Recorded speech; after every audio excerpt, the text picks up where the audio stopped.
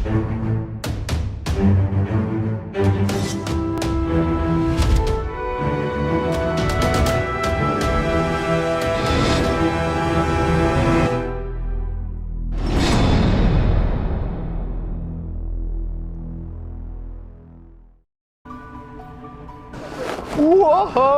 Freedom! After Gamescom, almost 400,000 people this year.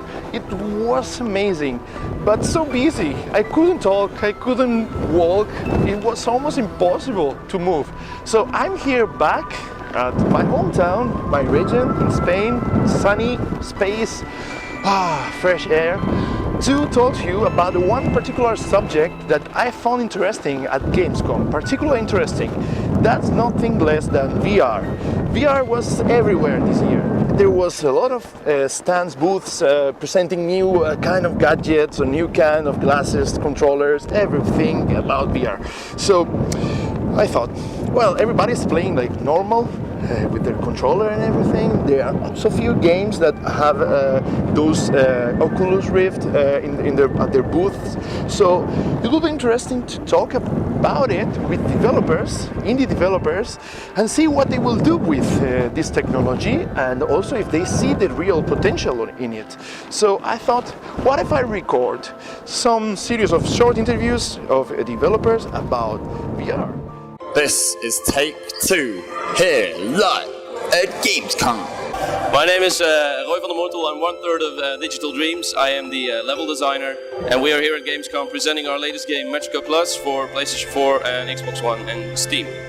My name is Peter Dijkstra. I'm a developer on the game called The Flock, which is an online asymmetrical multiplayer thriller game where each player can play as a monster. Hey, my name is Will. I'm the creator of Jotun, a hand-drawn action exploration game set in Norse mythology. Hi everybody, my name is Nikola. I'm CEO of Kofa Games, and we are creating game Awakening of Heroes.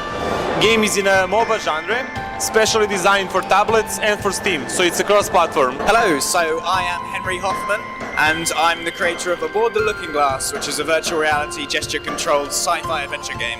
Hello, my name's Michael. I work for a company called Bone Loaf, and I'm making a game called Gang Beasts. It's a physics-based sandbox brawler. They kind of look like jelly babies beating each other up. Also been likened to drunken toddlers, which is a bit weird, but it seems to work. Hi, my name is Christian. We are the first time here showing our game to the public audience, and I work for Rapid 2 Sites as 3D artist.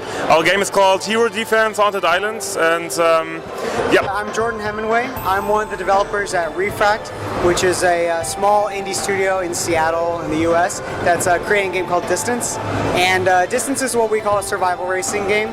Basically, you're a crazy car going through a crazy world that's trying to kill you. And your car has all these different abilities like jumping and flying and rotating, so you can kind of do like parkour style maneuvers to survive this really, really insane city. And there's a story mode, there's multiplayer, there's level editor, all kinds of crazy stuff.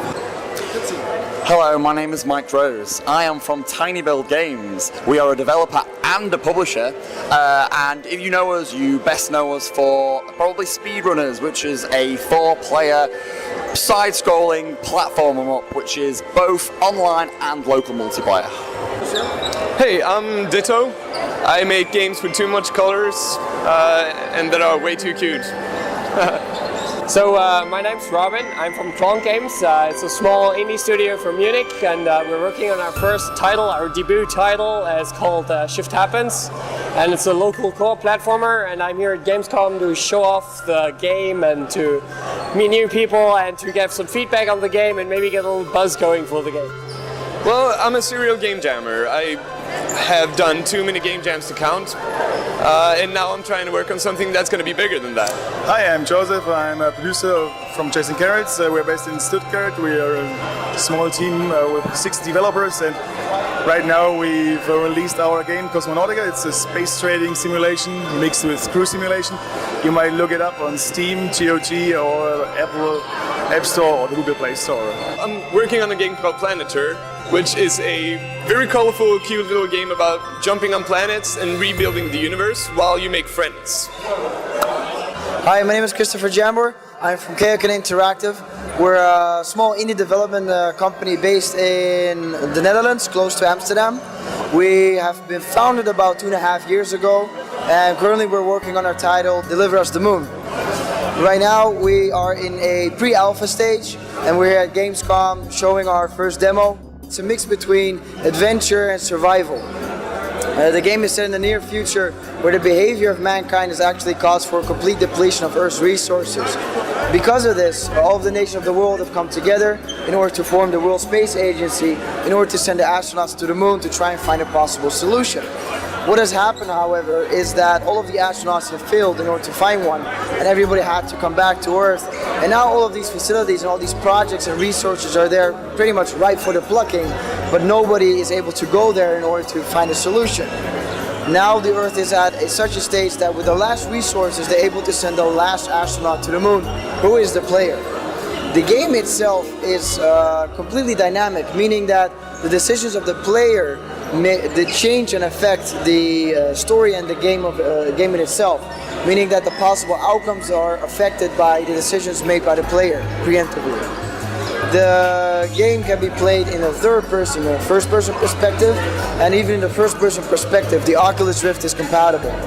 The game is built in the Unreal 4 engine, meaning that it has very high-end graphics and somewhat resembles a game of AAA quality. I'm Tom Beardsmore, I'm CEO of Codesync. We're working on console games and VR games.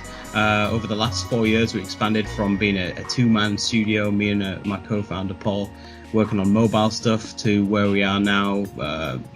Got a couple of PlayStation games coming out soon and other console games, and then some VR stuff as well. Usually, to some extent, you are iterating on what has come before, or you are taking a lot of inspiration from what has come before. And you do that in VR as well, but not from a gameplay perspective. You are usually trying to build something entirely new, an entirely different experience from what anybody. So people will pick it up, try it, and there is no point of reference. The other games that we're working on, a PlayStation game called Shoe and another one called Superglad, we always. They're obviously always being compared to other platform games or puzzle games or adventure games,